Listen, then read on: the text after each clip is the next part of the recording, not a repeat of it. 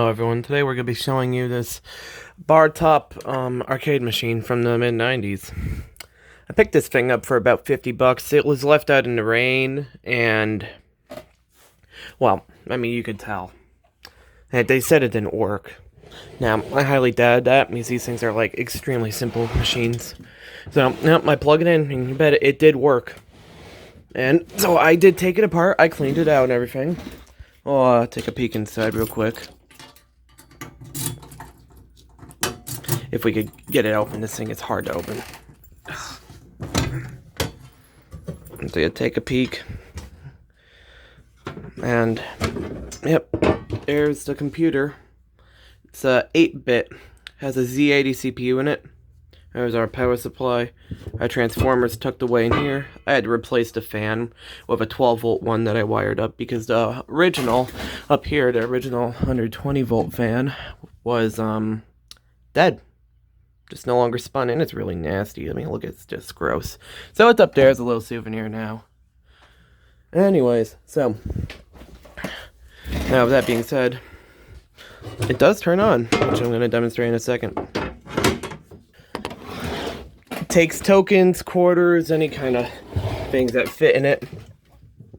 So here we go. Let's turn it on.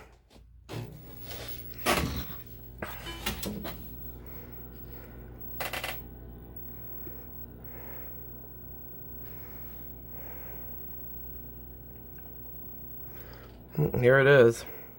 It's the Super Megatouch 5. 1996. Merit. Not Merrick. So, let's pop a token in. This isn't even a quarter, it's a token. There were some tokens in this thing when I got it. Anyways, the point to me saying it was 50 bucks is, these things usually sell for like $450 to $500. And I got this one for 50 because they said it didn't work. So that's pretty cool. And even if it didn't work, I'd probably be able to repair it. These things are very simple machines. Yep, all of the games work just fine. If we play a game like, what should we play?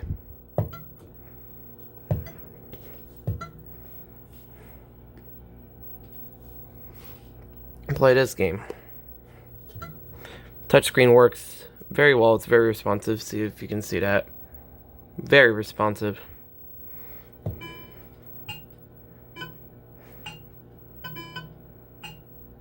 Anyways, this machine is completely functional, actually. Let me give it a restart real quick. And I want to show you the settings menu. So if we go over here, put the key into the coin tray. If we can get the key in. Remove the coin tray. The latch is jerry-rigged. Someone broke into it, obviously, in its lifetime. Anyways, if we look back here, we can see how many tokens and quarters and whatever has been put in it. Well, I mean, can't see that well. There we go. Here's the number. 90,000. It's pretty amazing. So, as you notice, there's two big buttons here. The calibrate and setup button. Calibrate button, if we hold it down for 2 seconds, brings us into calibration, where you calibrate the screen. And it's calibrated. That easy. And the setup screen, the setup button, if you press it, there you go. That's all the settings. There's a lot of missing settings. I don't know what those are for. Maybe higher up models. Yep, we have touch screen too. Yeah. And you can change, how many tokens or coins you need for whatever, you know. Pretty simple machine, but it's pretty great that it just works. Got the unit powered off. I'm gonna spin it around real quick. Look at the back again. So here's the back of the unit.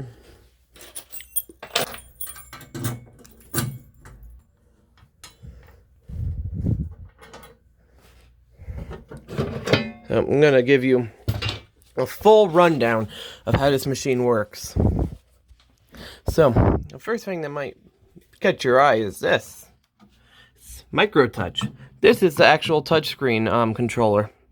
Hooks in the motherboard with a serial port. And it gets its power here. And then it connects to the screen through this cable. So let's slide the motherboard out just to really see how this thing works. So here's the motherboard. See, it's a bit dusty. I'll turn my light on. It's a tad bit dusty, but it's in functioning order.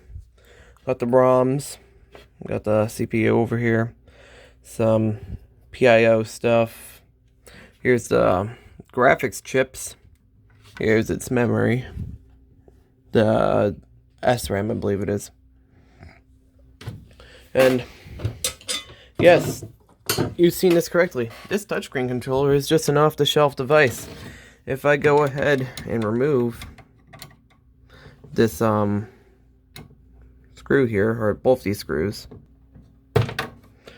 this is really just an off-the-shelf serial touch controller. It'll probably work with any machine you plug it into, actually. Now, I do believe this may be another serial port here, so that means we might be able to communicate with the machine if we so choose to. There's something that's really stumped me, though. This machine has an antenna. Well, at least its labeled antenna goes all the way from here to here.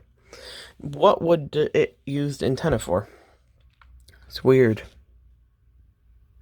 If any of you guys in the comments know what this antenna is used for, please let me know. I'm very curious. You also have a blank connector. Kind of almost looks like an old power connector, but it's not hooked up to anything. All the chip slots seem to be populated, and I was lucky enough to see that all the capacitors are pretty much okay. So let's set the motherboard back to where it's supposed to be. Let's take a look at the power supply over here. Short that out real quick because this power supply has an issue of holding a charge on this end, which is a little scary. You can get a little zap out of it if you're not careful. So let's pull it out. It's not really held in by anything much. As we see here, we have the speaker, the big transformer, the fan. Here's the fan. The old fan used to wire in right here directly to 110 volts. New fan is a 12 volt fan, so I wired it into here, into this guy. This was obviously serviced about 10 years ago. That looks like a very new power supply right there. So that won't be above me. That's probably been serviced recently. Up here we have the CRT board and the CRT screen. You can see it's basically just an upside down TV. And the motherboard connects to the TV side or the screen side using these cables. Obviously they transfer some kind of video signal. It's probably VGA. I'm not 100% sure though. If any of you guys in the comments know, let me know, please. I'd love to know. Obviously someone's been in here before me too. As you can see, these power cables are taped. Don't know why they would be taped, but yep. Right here is the direct line to the CRT board. I believe it's 110 volts as well. This is the control board, just the CRT. Back here is the coin tray. Make sure it still boots up. CRT noise, yep, a ding. Sounds like it's booting.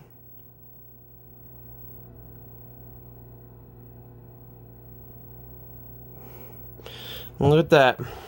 So that's about it for this video.